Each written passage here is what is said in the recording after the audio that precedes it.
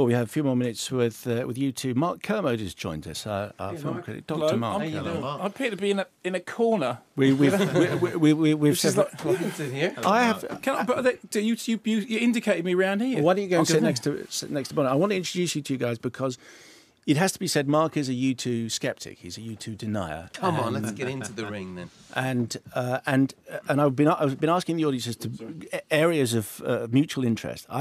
We sat in the studio with Wim Wenders, and I said to Wim, explain to Mark why U2 are a great band, and he did a very good job. Mark was kind of unimpressed. So the conclusion of the audience is the things that U2 will get on about is films of Wim Wenders, Elvis, and hair product. Because as you can see, Mark likes his hair product. Apparently my hair's in the Times Higher Educational Supplement today.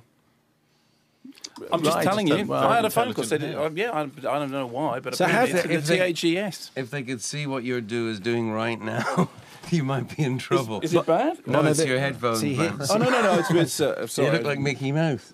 See, I've been hoping. You see, and the insults have begun already. They're the biggest selling band in the world. You put them in the room with a guy who can get them, and straight away. See, I've been hoping. He for years slagged off Neil Young. Thought Neil Young was the worst thing ever, and then he's had a conversion experience, and he now realises that I had a Pauline moment with Neil Young. I was right. I did, yeah. And I've been hoping that he's going to have a conversion experience this afternoon. But you see, this is my big problem.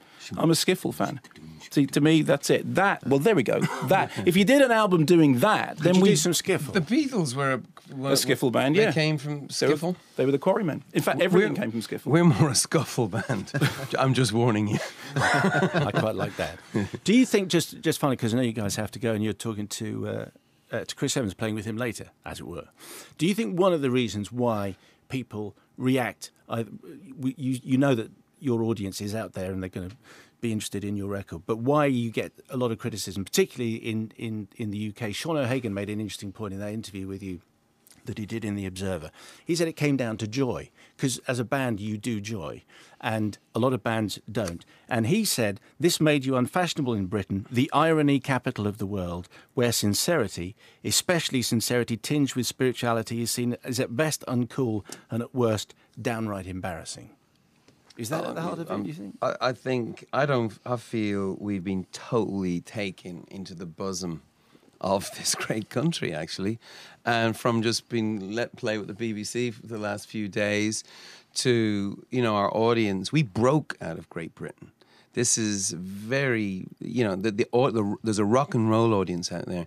But there is another audience, I suppose. There's a more elitist kind of people who, for instance, can't stand Coldplay or something like that. And it's extraordinary because Coldplay have done something that no other British band have done in 20 years.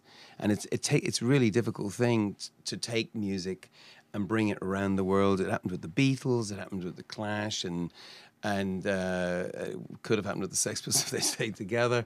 But it's an extraordinary thing, and it is a slight weirdness that there's a sort of a little lie at the heart of it, which is that you can't own up to your ambitions for your songs. Because there's no songwriter that doesn't want their songs to be around the world. And if you love music and you just want to see that same ambition that the Beatles had or Oasis had in their...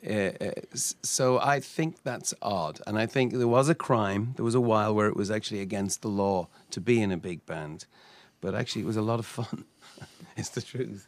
It's a lot of fun being in U2 and a lot of fun taking your music out. And I don't think it's just about joy. I think Brits love joy. Oasis have got a lot of joy. And you enjoying this? Because I know you've got to go. This is right at the very... You appear to be enjoying it as much now as you ever did. I mean, you're all over doing this record. I remember when Acton Baby came up, didn't do any interviews at all because you didn't have to. It was just out there. But you're everywhere this record because you seem to be as much in love with it as you ever were. Yeah, I think we put a lot into the record. It was a big commitment, and now we just want to make sure that people give it a chance. And it has got a lot of support. I mean, people are supporting the record, so it's very easy to talk about it. So I guess we're just enjoying that. Adam, appreciate you coming in. Bono, thanks very much. I've just one word. I've got one reason why I could explain Mark's utter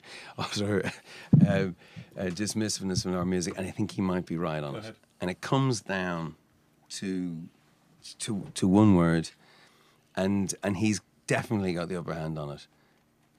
It's the mullet. Well, that's all I'm going to say. But that's long gone, and the crimes against it is true. Once a mullet, always a mullet. I think it's just there. It's like it's got to be in the DNA, and that is a hanging crime.